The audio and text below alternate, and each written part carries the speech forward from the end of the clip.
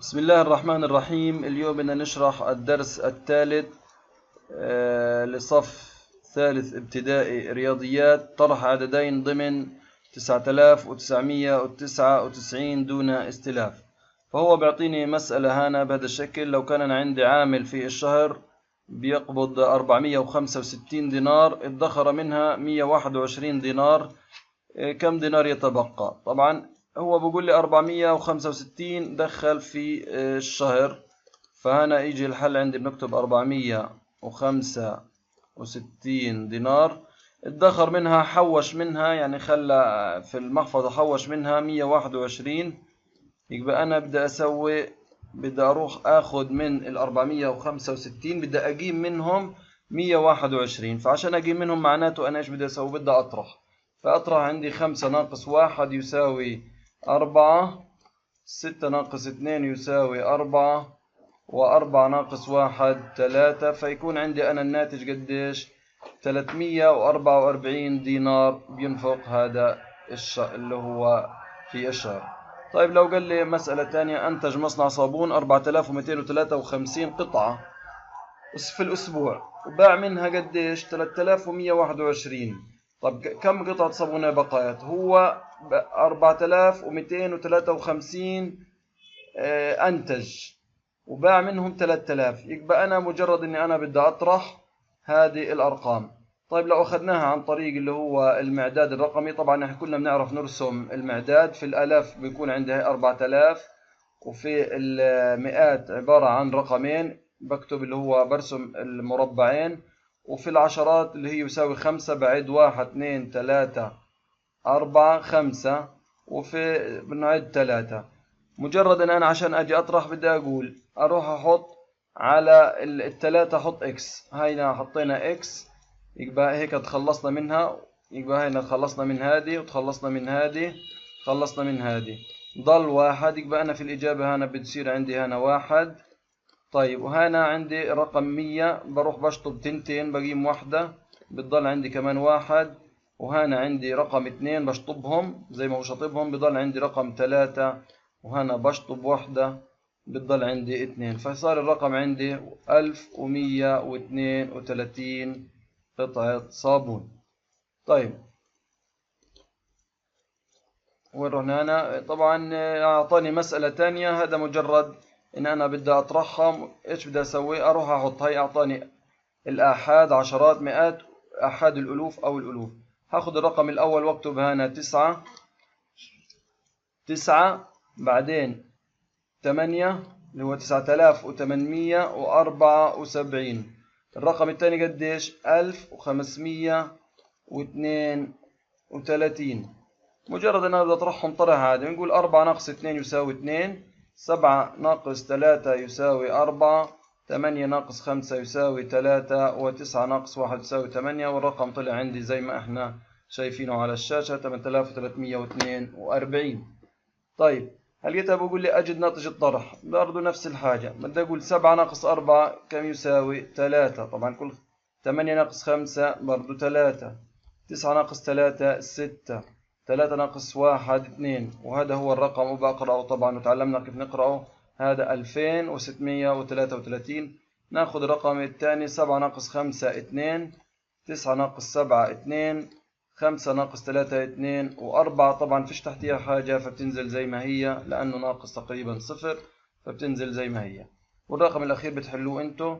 هلقيتها لو أعطاني ناتج الطرح بالطريقة اللي هي التقليدية أو الطريقة الثانية، هيقول لي أول حاجة بناخد اللي هي عشان أجي أطرح الرقمين هذولا اللي هو 7004. بدي أخذ رقم 4 ناقص 3، هي رقم 1 طرحت هذه.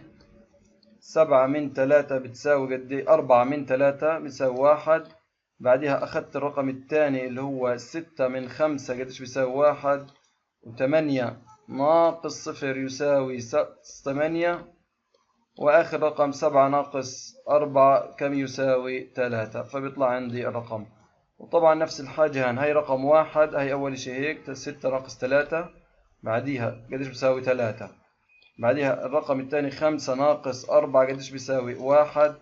2 هاي رقم 2 ناقص 2 0. وآخر مرحلة 9 ناقص 4 كم يساوي 5. والرقم الأخير 0 من ناقص 0 0. 6 ناقص 2 يساوي 4.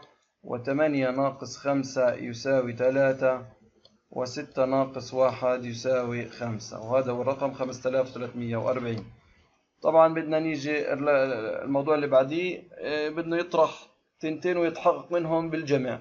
نيجي نطرحهم. هنقول عندي 7 ناقص 6، 7 ناقص 1 يساوي 6. 4 ناقص 3 يساوي كام؟ 1. 6 ناقص 4 2. و8 ناقص 5 يساوي 3. طيب أنا عشان أتحقق منهم في الجمع بروح، هاي معطيني 3 فاضيين، بروح باخذ الرقم هذا بحطه فوق، وباخذ الرقم هذا بحطه هنا في الزائد بس. يبقى أخذت الرقم هذا بكتبه هون كتوبة 3 2 1 1. وأخذت الرقم هنا بأسحبه بحط عندي 5 4 3. طبعا لازم أكتب كل خانة تحت الخانة اللي وراها 1. فهيك أنا حجمع الرقمين هدول. المفروض لما أجمعهم يطلع الرقم هذا. تعال نجمع. 1 زائد 1 كم يساوي؟ 2. 1 زائد 3 يساوي 4. 2 زائد 4 يساوي 6. و3 زائد 5 يساوي كم؟ 8. يبقى الرقم هذا لازم يساوي الرقم هذا. فعلا هذا 8602. 8600 اللي هو عندي. طبعا الرقم قلنا هذا 7 ناقص 1 6. آسف، فهو هذا رقم 6 يساوي، مش 1. 6 زائد 1 يساوي 7. احنا كنا متلخبطين معلش. فطلع رقم 8647. فطلع الرقم هذا هو نفسه الرقم هذا. ونفس الحاجة لو أنا آخذ الرقمين هذولا حأعملهم 6 ناقص 0 هي وحتكملوها. يعني 6 ناقص 0 6. 5 من 4 يساوي 1. 9 ناقص 6 يساوي 3. وبنزل الواحد. باخذ الرقم هذا قلنا هان بصير عندي 1 3 1 6. وبجمع الرقم الثاني اللي هو بحط 0 4 6. وبجي بجمع 6 زائد 0 يساوي 6. 1 زائد 4 يساوي 5. و3 زائد 6 يساوي 9. وبنزل الرقم 1. فطلع نفس النتيجة اللي هو هذا الرقم يساوي هذا الرقم. فهيك أنا لما جمعتهم تحققت بالإجابة. طبعا هذا اجلد ناتج ذهنيا. طبعا هذا حسيبه تحلوه انتوا لحالكم. هذا وهذا وهذا تحلوه. ناخذ اللي بعديه. طبعا بقول لك أجد ناتج الطرح ثم أتحقق بالتقدير. أخذنا قبل كده التقدير اللي هو التقريب. طيب لو تيجينا نطرح، نحط 3 ناقص 1 2 1. بعدها 6 ناقص 1.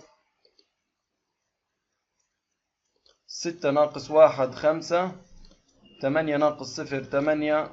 و3 ناقص 1 كام؟ 2. طيب ايش معناته بالتقريب؟ بدي اروح انا اخذ الرقم هذا. انتبهوا معي، الرقم هذا بدي اقربه لمين؟ اخذنا التقريب كيف اخذنا التقريب؟ 3863. قلنا ال 3000 بروح باخذ هنا بحط 4 زي ما تعودنا، او 3 في الاول آسف. والرقم الثاني بجمع عليه 1 بصير هنا عندي 4.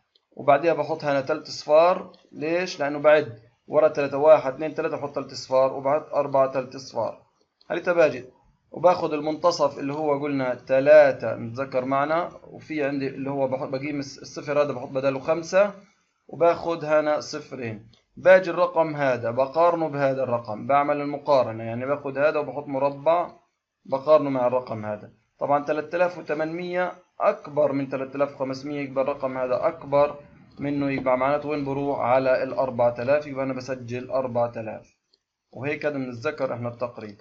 الرقم الثاني 1000. طبعا هذا قريب على مين؟ على الرقم اللي هو طبعا الواحد 1 و2 2000. يبقى هو قريب على ال 1000.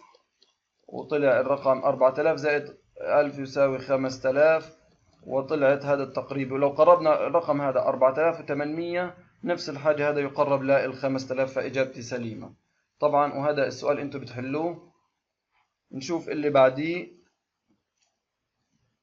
طبعا بنكمل هنا العدد اللي هو بكتب العدد هذا اللي هو 4851.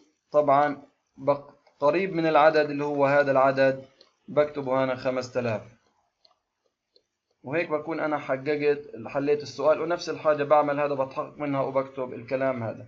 نفس الحاجة عندي طبعة مصنوع، يعني طبع عدة قمصان، يعني طبعنا على قمصان كان 4209 قمصان في الشهر الأول، وفي الشهر الثاني طبعنا قديش 3103.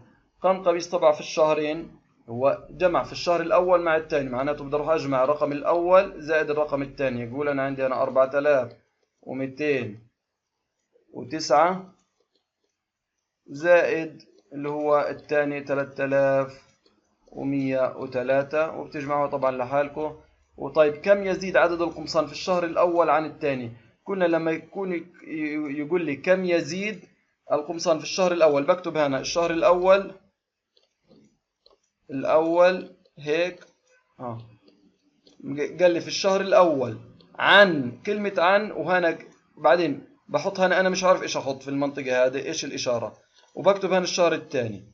تمام، كتبت أنا هنا الشهر الثاني، هاي كتبت الشهر الثاني. طيب بقول لي بقى أول شيء الشهر الأول والشهر، قال لي كم يزيد، يعني قديش بيزيد الشهر الأول عن الثاني. يعني أنا بحط أنا، يعني كان أنا عندي صنعت مثلا، كان عندي 10 معايا 10 أقلام، واليوم اللي فات 3 أقلام، قديش هذا بيفرق عن هذا؟ يبقى بحط أنا إشارة ناقص. يبقى كلمة كم يزيد إيش معناتها؟ بدنا نحط عليها هنا في الإشارة ناقص، بحطها هنا جوا القوس إن أنا الإشارة اللي بين التنتين هي الناقص، وبحط الشهر الأول وبحط الناقص في الشهر الثاني. يبقى مجرد بروح بكتب هنا بصير عندي 4209 صارت ناقص 3103 بالشكل هذا، وبطرحها طبعا، بخليكم انتم تطرحوها.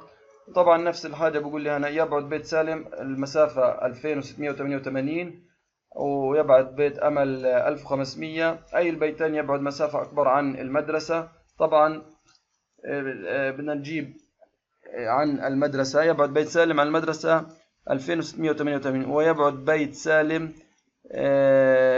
قديش 1587. طبعا بالنظر بقول لي أي البيتين يبعد مسافة أكبر. طبعا أكيد البيت اللي هو الأول أكبر من البيت الثاني بيت سالم، ونجيب الفرق بين المسافتين، حنطرح اللي هو الأولى ناقص الثانية، هنقول اللي هو 2688 ناقص 1587، وبنطرحهم بالشكل. وطبعا أتحقق معقولية التقريب، يعني بدي أقرب هذه القيمة حتتقرب ل 3000 لما بدي أجي أقربها، لأنه أخذنا قبل كده ناقص، وهذه بدي أقربها لقديش 2000،